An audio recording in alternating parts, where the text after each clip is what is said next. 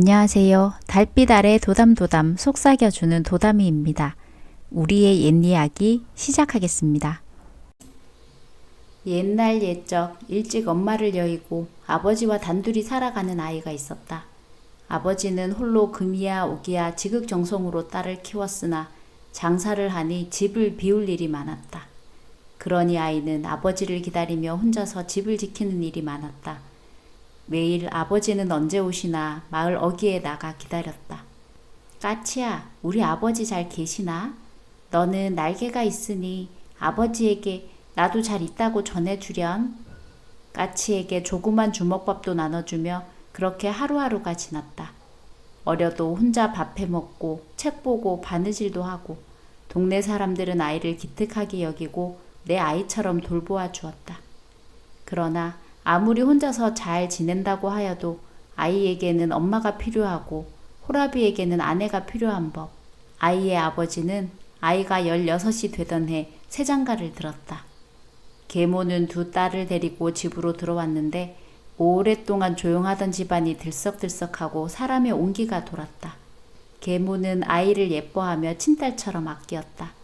이복 동생들도 언니 언니 하며 떨어지지 않고 잘 따르니 아버지도 아이도 행복한 나날이었다. 그러던 어느 날 아버지는 다시 장사를 하러 먼 길을 떠나게 되었다. 아쉬운 마음에 아버지를 동구밭까지 배웅하고 집으로 돌아오니 계모와 두 동생이 아이를 기다리고 있었다. 자, 그동안 먹고 놀기만 했으니 일을 해야지. 어머니. 계모는 아이에게 배를 짜오라 시켰다. 아이는 배틀에 앉아 하루 종일 곱게 짠 배를 계모에게 가져다 드렸다. 아이가 가져온 배를 본 계모는 심술이 났다. 자신의 두 딸은 물론 자신도 이것보다 배를 더 곱게 짤 수는 없으니 아이가 더욱 얄미웠다. 밤이 되자 누워 자려는데 아이는 건너방에서 촛불을 켜고 단정히 앉아 책을 읽었다. 계모는 그런 아이가 더욱 못마땅하였다. 아이의 책 읽는 소리를 들으며 남편이 없는 사이에 어떻게든 의붓딸을 쫓아내야겠다 다짐했다. 그렇게 아버지가 없는 동안 아이는 부엌대기가 되어 집안일을 도맡아 하며 밥도 제대로 먹지 못하였다. 하루는 계모가 밖에 나갔다 동네 사람들 몇 명과 같이 돌아왔다. 얘야, 밥때가 지났는데 배가 고팠겠구나. 내가 잔칫집에서 먹을 것을 가져왔으니 방에 들어가서 먹고 한숨 자거라. 웬일인지 그날따라 계모는 아이에게 다정하게 말하며 맛있는 음식을 가져다 주었다. 두 동생들이 먹고 싶다고 졸랐으나 계모는 음식을 먹으려고 달려드는 동생들에게는 입에도 못 대게 하고 아이에게 혼자 다 먹으라고 하였다. 아이는 갑자기 바뀐 계모의 태도에 어리둥절하였으나 어머니 기분이 좋으신가 보다 하며 방으로 음식을 가져와 모처럼 배부르게 먹고는 노곤하여 잠이 들었다. 그러나 그 음식은 계모가 이상한 풀을 갈아 넣은 음식이었다. 잠이 들었던 아이는 잠시 후 배가 살살 아프기 시작하였고 끙끙 앓으니 밖에 있던 계모가 방으로 뛰어들어왔다. 얘야, 왜 그러느냐? 어디가 아픈 게야? 그러나 어머니의 걱정스럽던 목소리는 곧 날카롭게 변했다. 에그머니, 이게 뭐야? 이불을 젖히니 시뻘건 뭉치가 들어있었다. 이 못된 것, 얌전한 척하더니 애를 낳아? 그래서 배가 아파 끙끙댔던 게로구나. 문 밖에 있던 동네 사람들에게도 들리도록 큰 소리를 치며 아이를 호되게 야단을 치니 이 일은 순식간에 동네방네 소문이 났다. 시뻘건 뭉치도 계모가 작정하고 미리 준비해둔 것이라 아이는 무슨 일이 일어난 건지 영문도 모른 채 그대로 당할 뿐이었다. 이전까지 아이를 아끼며 칭찬했던 동네 사람들도 이제는 아이가 지나가면 손가락질하며 곱지 않은 눈으로 보니 어느새 아이는 집에서도 밖에서도 외톨이가 되었다. 그러던 중 멀리 장사를 나갔던 아버지가 돌아왔다. 아버지가 집에 들어서자마자 계모는 딸이 죽은 아이를 낳았다며 거짓말로 고자질을 했다. 집으로 돌아오는 길에 이미 동네 사람들이 수군대는 걸 들은 터라 설마 했던 아버지는 딸이 저지른 일에 노여워했다. 부끄러워서 차마 입에 담기도 어려운 일입니다. 어찌합니까? 노한 아버지는 계모의 말만 믿고는 딸에게 호통을 치며 집에서 쫓아냈다.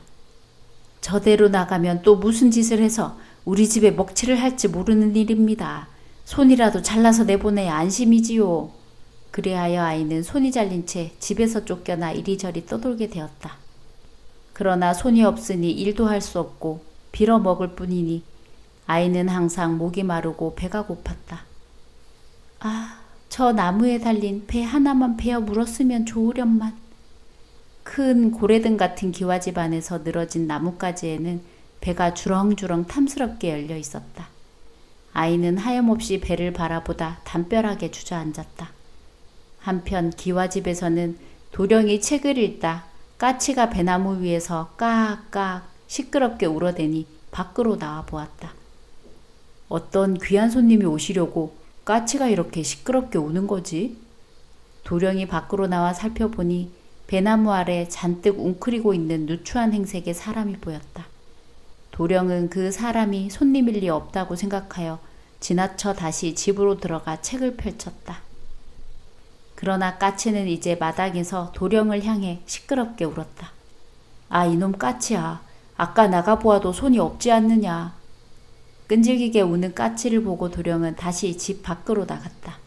그러나 반가운 손이라 할 만한 이는 보이지 않고 아까 보았던 그대로 웅크리고 있는 사람만 보일 뿐이었다. 또 헛걸음이구나. 도령이 다시 집으로 돌아가 방에서 책을 펼치니 까치가 책상 위로 날아들어서 날개를 퍼덕이며 울었다. 오늘따라 이놈 까치가 왜 이러는 게지? 도령은 까치의 하는 양이 이상하여 하는 수 없이 다시 집 밖으로 나오게 되었다. 설마 이 사람이 귀한 손이라는 게야? 그제야 까치는 조용히 배나무 위로 날아가 앉았다. 허허, 나 원참. 도령은 처녀에게 어이하여 배나무 밑에 앉아있는 것인지 물어보았다. 저 배가 탐스러워 보여 한 입만 베어 먹었으면 좋겠다 싶어서요. 수줍게 말하는 처녀를 보니 비록 행색은 초라하나 몸가짐이 바르고 음성이 고왔다. 처녀의 손없는 팔을 보며 도령은 안타깝고 측은한 마음에 제 방으로 데려가 배나무에서 따온 배도 먹여주고 따뜻한 밥도 잘 먹인 후 아랫목에 처녀를 앉혀두고는 글공부를 하였다. 처녀는 어느새 잠이 들어 있었고 도령은 처녀를 보살펴줘야겠다 결심했다. 다음 날이 되자 도령은 어머니에게 가 아뢰었다. 어머니, 소자 드릴 말씀이 있사옵니다. 그래, 말해보거라. 어제 배나무 밑에서 만난 처녀가 있사온데 제가 보살펴주고 싶습니다. 갑자기 이게 무슨 일이란 말이냐. 도령은 까치가 몇 번이고 시끄럽게 울던 일부터 처녀의 손이 없는 것까지 모두 말하였다. 좋은 혼처에서 중매가 들어와도 거절하고 도통 글공부 외에 다른 것에는 관심도 없던 아들이 마음에 둔 처녀라니 어머니는 이것도 인연이라 생각했다. 깨끗이 씻고 옷을 갈아입은 처녀는 누가 보아도 고왔다. 그리하여 처녀는 도령과 혼례를 올리고 신랑 각시가 되어 행복한 나날을 보냈다. 손이 없는 각시를 아끼고 손노릇을 하며 아끼던 신랑은 한양으로 과거 공부를 하러 떠나게 되었다. 어머니, 제가 돌아올 때까지 각시를 잘 돌봐주십시오. 오냐, 걱정 말거라. 밤낮으로 열심히 공부하고 급제한 후에 당신을 보러 한달음에 달려오리다. 신랑은 각시를 두고 떨어지지 않는 걸음을 겨우 떼서 한양으로 향했다. 손 없는 각시도 아쉽기는 마찬가지였으나 곧 돌아온다는 말에 마음을 달래며 그 옛날 장사하러 떠나는 아버지를 배웅하듯이 신랑을 동구 밖까지 따라갔다. 서방님, 소녀 걱정은 마시고 건강히 다녀오시어요. 신랑은 손 없는 각시를 두고 발걸음이 떨어지지 않았으나 이내 돌아섰다. 손 없는 각시는 신랑이 점점 멀어지다 보이지 않게 되자 아쉬운 마음으로 발길을 돌렸다. 그렇게 신랑이 떠난 후 몇 달 뒤 손 없는 각시는 떡두꺼비 같은 아들을 낳았다. 아기가 어찌 이리 고운지 꼭 너를 닮았구나. 우렁차게 우는 것은 나비를 닮았고 마님은 달덩이 같은 아기를 보며 좋아서 아들에게 바로 편지를 써서 하인에게 심부름을 보냈다. 하인은 편지를 가지고 이 기쁜 소식을 전하려고 서둘러 한양으로 향했다. 길을 가다 날이 저물어 한 집에서 묵게 되었는데 그 집은 손 없는 각시를 쫓아냈던 계모의 집이었다. 하인과 몇 마디를 나눠보니 몇 년 전 쫓아냈던 자기의 의붓딸이라니. 어디 가서 빌어먹지도 못하고 죽기를 바라 속까지 잘라서 내쳤건만 양반집에 시집가 떡두꺼비 같은 아들까지 낳고 잘 산다니 심술이 났다.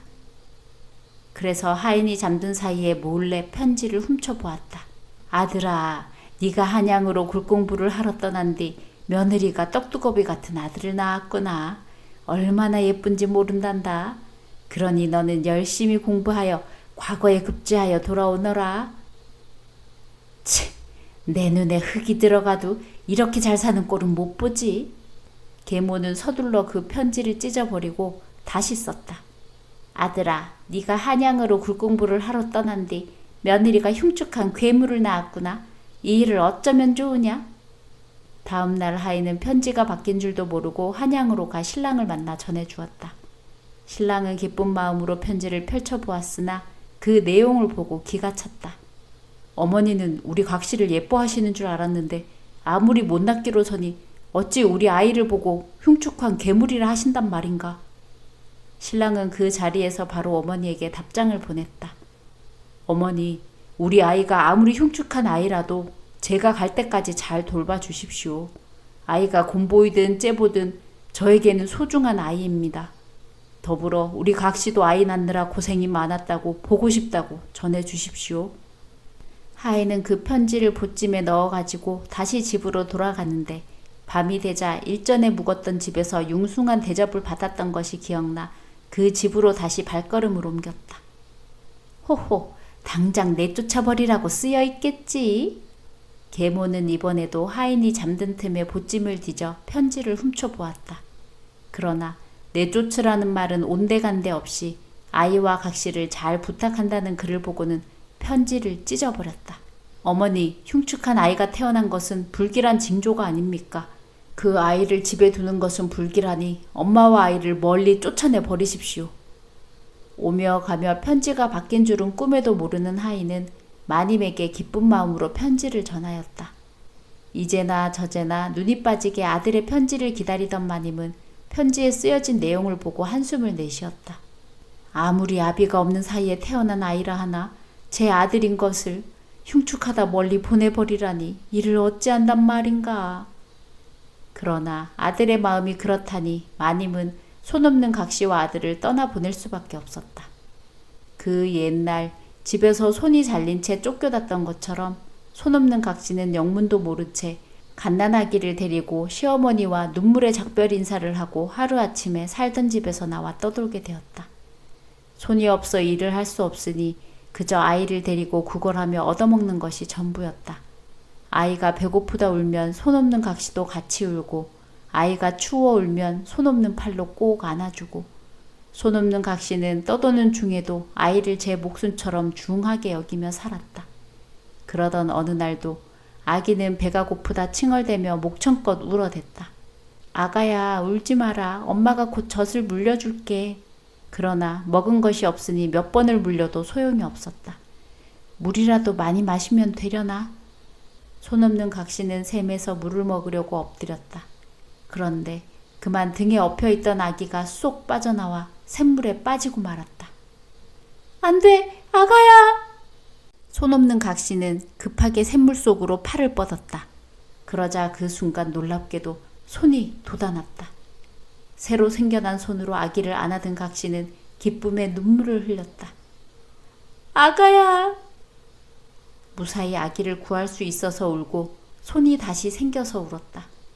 그 이후 각시는 이리저리 떠돌며 이 집 저 집 일손이 필요한 곳에 품을 팔며 지냈다. 어느 동네에 이르러 길을 가다 보니 할머니가 부르는 소리가 들렸다. 이리 더운데 아기를 업고 어딜 그렇게 가고 있어? 잠시 앉아 참이나 먹고 가오. 할머니는 각시에게 편하게 먹으라며 아기를 안아들었다. 우르르 까꿍. 아기를 어르고 달래니 아기는 방싯방싯 웃으며 좋아했다. 아기 엄마, 갈 데는 있소? 아니요. 집도 졸도 없어 여기저기 떠돌아다니며 남의 일을 해주고 먹고 살고 있습니다. 그럼 내 딸 하려우? 하나밖에 없는 딸 시집 보내고 나니 나도 혼자 적적하던 차인데. 네, 받아주신다니 감사합니다. 할머니는 각시와 아기를 집으로 데려와 따뜻한 밥을 해주며 마치 친딸이 돌아온 것처럼 기뻐했다. 각시는 할머니에게 고마워 눈물이 났다. 저를 딸로 받아주시니 이 은혜를 어찌 갚겠습니까? 저도 어머니로 받들며 정성껏 모시겠습니다. 각시는 그날부터 목화솜을 사와 배를 짜기 시작했다. 배 짜는 솜씨가 좋으니 장에 대다 놓으면 서로 사려고 줄을 섰다. 그렇게 시간이 흐르면서 각시는 점점 더 많은 솜을 사고 배를 짜서 먹고 살 걱정이 없이 아기와 어머니를 모시고 잘 살았다. 그렇게 시간이 흘러 몇 년이 지나고 어느덧 아기는 7살이 되었다. 그동안 한양으로 간 신랑은 과거에 급제하여 고향으로 돌아왔다. 각시와 아기가 쫓겨난 것을 그제야 알게 된 신랑은 집을 나와 각시와 아이를 찾으러 전국 방방곡곡을 돌아다니기 시작했다. 그렇게 헤매기를 3년, 몹시 목이 마른 신랑은 어느 집에 서 있는 배나무 밑에서 멈추었다. 먹음직스럽게 열린 배를 보자 군침이 돌고 예전 각시를 처음 만나던 때가 떠올랐다. 집 안에서는 배틀 짜는 소리와 함께 아이의 웃음소리가 흘러나왔다. 그때 배나무 위에 있던 까치가 소란스럽게 울어댔다. 하하, 너도 참 시끄러운 까치로구나. 예전 나를 각시에게 데려갔던 까치가 생각나는구나. 그때 방문이 열리며 아이가 밖으로 나왔다. 아버지! 신랑은 그 아이를 보고 단번에 자신의 아들인 걸 알았다. 그리고 뒤따라 밖으로 나온 여인을 보고는 가슴이 쿵 내려앉았다. 그토록 찾아 헤매던 각시와 아들을 찾은 것이다. 다시 만난 신랑 각시는 얼싸안고 기쁨의 눈물을 흘렸다. 아이는 어떻게 된 거요? 이렇게 늠름하고 잘생긴 아들이었다니. 자신을 꼭 닮아있는 아들은 곰보도 째보도 아니고 전혀 흉측하지 않았다. 당신 손은 어떻게 다시 생겨난 것이오? 모든 것이 놀랍고 궁금하였다. 이야기하자면 깁니다.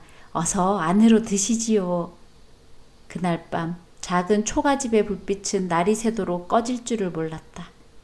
다시 만난 신랑 각시는 아들과 함께 오래오래 행복하게 잘 살았다 한다.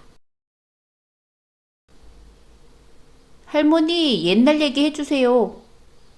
할머니 손 없던 시절 얘기해 줄까? 에이, 할머니도 참. 제가 어린애인 줄 아세요? 이젠 그런 거짓말에 안 속아요. 그래? 허허허. 왜 이래, 이런 미친 까치가. 평생을 쫓아다니니 죽겠네, 죽겠어.